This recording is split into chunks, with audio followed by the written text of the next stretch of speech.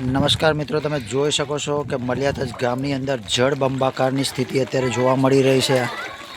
તો મિત્રો, કમરસમાં પાણી ભરાયા છે મલિયાતજ ગામની અંદર। ભાગોળની અંદર તમે જોઈ શકો છો કે મલિયાતજની અંદર જળબંબાકારની સ્થિતિ અત્યારે જોવા મળી રહી છે।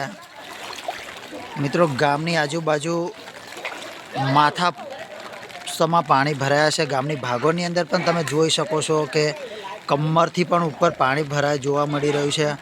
ગામની ડેરીની અંદર પણ પાણી ઘૂસી ગયું છે। મંદિરની અંદર પણ પાણી ઘૂસી ગયું છે। ગામના ભાગોળની અંદર જેટલા પણ ઘર છે તે બધા જ ઘર પાણીની અંદર ગરકાવ જોવા મળી રહ્યા છે।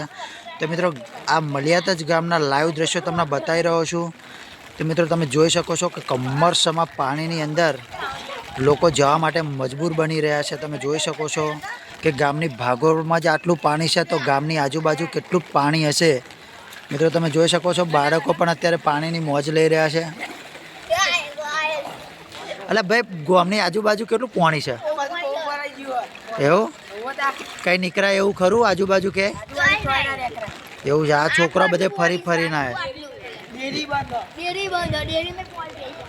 એવું છે એમ ને? તો મિત્રો, તમે જોઈ શકો છો કે ગામની આજુબાજુ પણ જળબંબાકારની સ્થિતિ જોવા મળી રહી છે। ખેડા જિલ્લાની અંદર મેઘ તાંડવ થયો છે। આમાં મલિયાતજ ગામની અંદર ભારે પ્રમાણમાં વરસાદ વરસ્યો। વસો તાલુકામાં જોરદાર વરસાદ વરસ્યો છે અને એના ભાગરૂપે તમે જોઈ શકો છો કે મલિયાતજ ગામની અંદર કોઈ નદી નથી, કોઈ તળાવ નથી, કોઈ પેલે નહીં, છતાં પણ આટલું બધું પાણી તમને જુઓ ભાગોળની અંદર। આ વરસાદી પાણી છે તો મિત્રો, તમે કલ્પના પણ ના કરી શકો કે કેટલો વરસાદ વરસ્યો હશે તે આટલું બધું પાણી આવ્યું। મિત્રો, કોઈ વર્ષ આટલા બધા વર્ષોની અંદર મારી લાઈફની અંદર મેં અત્યાર સુધી આટલું પાણી ક્યારેય જોયું નહીં। આ પહેલી વાર મારી લાઈફમાં આટલું પાણી જોઈ રહ્યો છું। તો મિત્રો, તમે કલ્પના કરો કે કેટલો વરસાદ વરસ્યો હશે। મલિયાતજની અંદર હાલમાં જળબંબાકારની સ્થિતિ જોવા મળી રહી છે। ખૂબ ભારે પ્રમાણમાં રાત્રે વરસાદ વરસ્યો છે। એના ભાગરૂપે આજે પાણી તમે જુઓ ભાગોળની અંદર પણ કમરસમું પાણી ભરાયું છે। આજુબાજુ વિસ્તારનો શી હાલત હશે એ તો ખબર જ નહીં। હજુ તો આપણે ફરીને જોઈશું કે કેટલું પાણી આજુબાજુ જોવા। મિત્રો, તમે જુઓ કે મંદિરના ત્રીજા પગથિયે તમે જોઈ શકો છો આ કરુણાસાગર મહારાજનું મંદિર છે। એના ત્રીજા પગથિયે પાણી જોવા મળ્યું છે। સામે રામદેવ મહારાજનું મંદિર છે, એ પણ ડૂબવાના હાલતમાં છે। એ થોડું જ બાકી છે। જોઈ શકો છો લોકો કમરસમાં પાણીમાં જવા માટે મજબૂર બન્યા છે। તમે જોઈ શકો છો કેટલું પાણી છે ભાગોળમાં। મિત્રો, ભાગોળમાં આટલું પાણી છે તો આજુબાજુ કેટલું પાણી હશે આપણે કલ્પના પણ નહીં કરી હોય। જો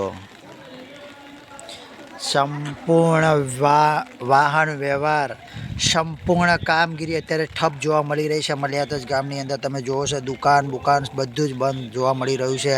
દૂધની ડેરી પણ હાલમાં બંધ છે કારણ કે ડેરીની અંદર પણ ઘૂંટણસમાં પાણી અંદર ઘૂસી ગયા છે। તો મિત્રો, આગળના દ્રશ્યો પણ તમને બતાવવાનો પ્રયત્ન કરીશ। બન્યા રહેજો મારી સાથે બ્લોકની અંદર। આગળ જતાં હું પરિસ્થિતિ છે હજુ ચોકડી પરની પરિસ્થિતિ પણ તમને બતાવીશ। તો મિત્રો, તમે જોઈ શકો છો કે કેટલું બધું પાણી છે અત્યારે। સામે ભાઈ જઈ રહ્યો છે, તમે જોઈ શકો છો।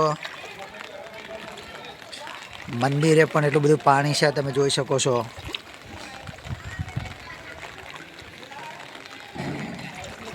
ખરેખર અકલ્પનીય વરસાદ વરસ્યો છે। આ મિત્રો, તમને 1 તારીખના સવારના દ્રશ્યો બતાવી રહ્યો છું મલિયાતજ ગામના। મિત્રો, અહીંયાથી આજુબાજુ જવું એટલું મુશ્કેલ છે કે જઈ શકાય એવી કોઈ સ્થિતિ નથી। ચાલીને જવું પડે, કોઈ વાહન વ્યવહાર બધો જ ઠપ છે। બધા જ રસ્તાઓ મલિયાતજને જોડતા તમામ રસ્તાઓ બ્લોક થઈ ગયા છે, વાહન વ્યવહાર ખોરવાઈ ગયો છે। તો મિત્રો, તમે બન્યા રહેજો, તમને અમારી દૂધ મંડળી ડેરીના દ્રશ્યો બતાવવા જઈ રહ્યો છું કે ડેરીની અંદર કેટલું પાણી છે।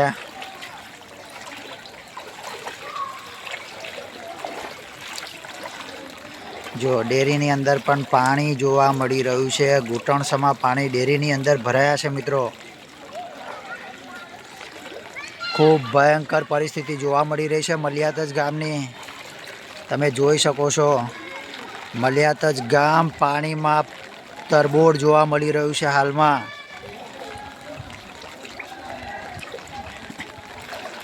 બહુ ભયંકર સ્થિતિ જોવા મળી રહી છે મલ્યાદજ ગામની જળબંબાકારની સ્થિતિ. મિત્રો જો અહીંયા કમરસમાં પાણી તમને જોવા મળી રહ્યા છે. ટેકરાના ભાગની અંદર પણ ઘૂંટણથી ઉપરના પાણી જોવા મળી રહ્યા છે. ડેરીની અંદર પણ પાણી જોવા મળી રહ્યું છે.